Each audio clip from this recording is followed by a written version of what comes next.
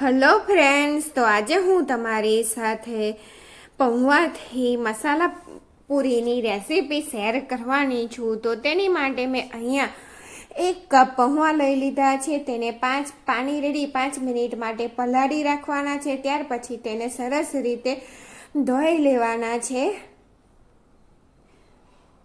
મસાલા પૂરીની recipe generally આ પૂરી એ લોટની સાથે બનતી હોય છે, રોટલીના લોટની સાથે, પણ આજે આપણે તેને પૌવા સાથે બનાવી અને તૈયાર કરીશું. તો જો સરસ રીતે ધોવાઈ ગયા છે તેને ચાળણીમાં નાખી અને બધું પાણી કાઢી લેવાનું છે અને તેને એક મોટા વાસણમાં લઈ લેવાનું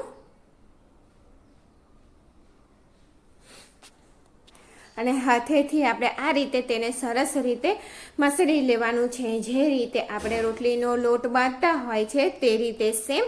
તો આ ડો ફોર્મમાં આવી ગયું છે. તો હવે તેની અંદર આપણે 1 કપ પૌવા લીધા છે. તો તેની સાથે આપણે હાફ કપ બેસન અને હાફ કપ રોટલીનો લોટ લેવાનો છે. તમારે ઘરમાં રહેલી કોઈ પણ વાડકી સેટ કરી લેવાની આ માપ માટે. અને મસાલા પૂરી બનાવીએ તો મસાલામાં મેં 1 મરચાંની પેસ્ટ ઉમેરી છે, એટલે 1 ટીસ્પૂન જેટલી મરચાંની પેસ્ટ, હાફ ટીસ્પૂન આદુની પેસ્ટ. આદુ અને મરચાંનો ટેસ્ટ જો તમને વધારે ભાવતો હોય તો તમે તેને વધારે પણ એડ કરી શકો છો. હાફ ટીસ્પૂન ધાણા જીરું પાવડર, 1 ટીસ્પૂન લાલ કાશ્મીરી મરચું ઉમેર્યું છે,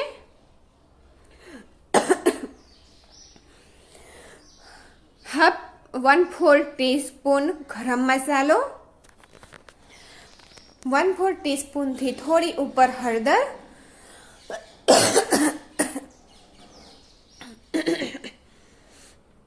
અને ચટપટો ટેસ્ટ લાગે તેટલા માટે મેં હાફ ટીસ્પૂન આમચૂર પાવડર ઉમેર્યો છે અને થોડા અજમાને હાથેથી આ રીતે ક્રશ કરીને ઉમેરી દેવાનું છે.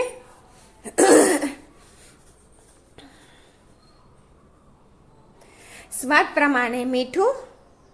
અને અહીંયા મોવન માટે આપણે ગરમ તેલ એડ કરવાનું છે, ઠંડુ તેલ એડ નથી કરવાનું. તો એક વઘારિયાની અંદર 1 ટેબલ સ્પૂન તેલ લીધું અને તેને સરસ રીતે ગરમ કરી દીધું. તેને લોટની અંદર ઉમેરી દેવાનું છે અને પહેલાં ચમચીથી મિક્સ કરી દેવાનું, ત્યાર પછી હાથથી મિક્સ કરી દેવાનું. જનરલી આ મસાલા પૂરી એ ઘઉંના રોટલીના લોટથી જ બનતી હોય છે, પણ આજે આપણે તેને પૌવા સાથે બનાવીશું. પૌવા સાથે તે એકદમ ઠંડી થયા પછી પણ સોફ્ટ અને ખાવામાં ટેસ્ટ સારો લાગે છે.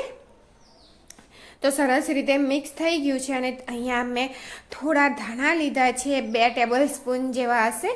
અને તમે જો ધાણાની જગ્યાએ અહીંયા મેથીનો પણ યુઝ કરી શકો છો. થોડું પાણી એડ કરી અને કઠણ લોટ તૈયાર કરવાનો છે.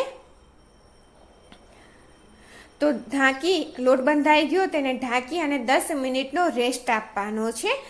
10 મિનિટ થઈ ગઈ છે. ત્યાર પછી આપણે લોટને ચેક કરીએ તો લોટ સરસ રીતે સેટ થઈ ગયો છે.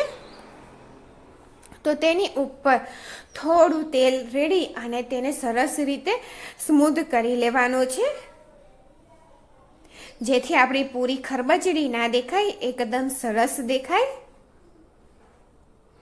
તો જો આ મેં સરસ રીતે તેને લોટને સ્મૂધ કરી દીધો છે. અહીંયા મેં આડણી અને વેલણથી પૂરીને વણું છું. જો તમારે આડણી અને વેલણથી ના વણવી હોય તો વેલણ પર થોડું મેં તેલ લગાવી દીધું છે.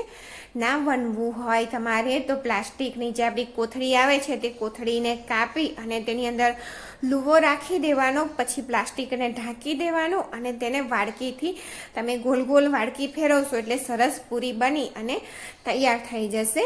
કારણ કે આમાં થોડા આપણે પૌવા ઉમેર્યા છે ને એટલે થોડું ચીપકશે, એટલા માટે કોથળીનો યુઝ કરવો હોય તો તમે તે પણ કરી શકો છો. અને અહીંયા તેલ સરસ રીતે ગરમ થઈ ગયું છે. તેની અંદર પૂરી ઉમેરી દીધી અને પૂરીને આ રીતે હલકા હાથથી દબાવવાનું, કાં તો આ રીતે તમારે અહીંયા જો તમને મસાલા પૂરીની રેસીપી ગમે, પૌવાથી મસાલા પૂરીની રેસીપી, તો ચેનલને લાઈક, શેર અને સબસ્ક્રાઈબ જરૂરથી કરજો. તો પૂરી તરાઈ અને તૈયાર થઈ ગઈ છે. આને તમે ચા સાથે કે પછી શાક સાથે સર્વ કરી શકો છો. તો બીજી પૂરી જુઓ કેટલી સરસ ફૂલી અને તૈયાર થઈ છે પહેલાં કરતાં. તો આ રીતની પૂરી બનાવી અને તમે સર્વ કરી શકો છો. તો થેન્ક યુ ફોર વોચિંગ.